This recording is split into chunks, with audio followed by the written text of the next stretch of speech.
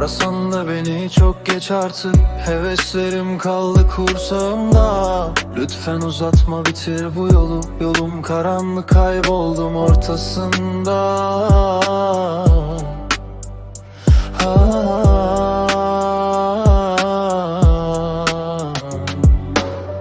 Arasan da beni, yüzüm yok artık. Söyleyecek sözüm de kalmadı. Gece konuşur içimde sessiz. Her şey bitti, geri sarılmadı.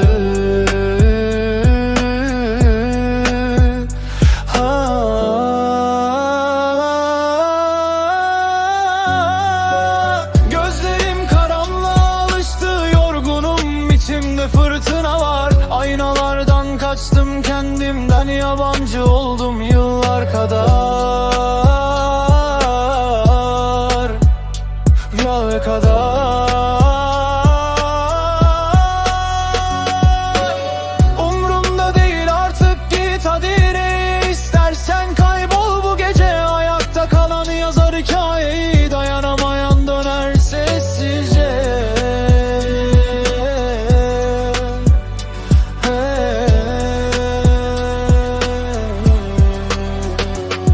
Yarın yokmuş gibi yaşadım ve solmuş çiçekler gibi içim. Kapımda kaldı tüm dönüşler, yalnızlık oldu tek seçim.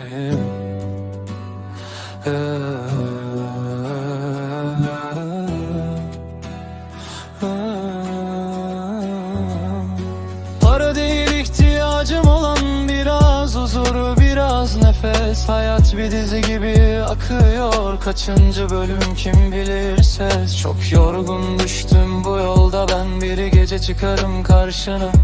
Kader yazdıysa bu sonu, inanırım yine zamanla. Gelme bana, istemem artık yarım kalan hayalleri. Bir düştüm sana, kalkmam da savrulur giderim aniden. Gelme bana, gel lider.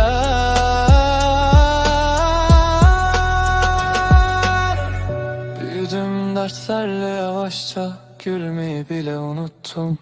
Belki bir gün beyazlar içinde ben de huzuru bulurum.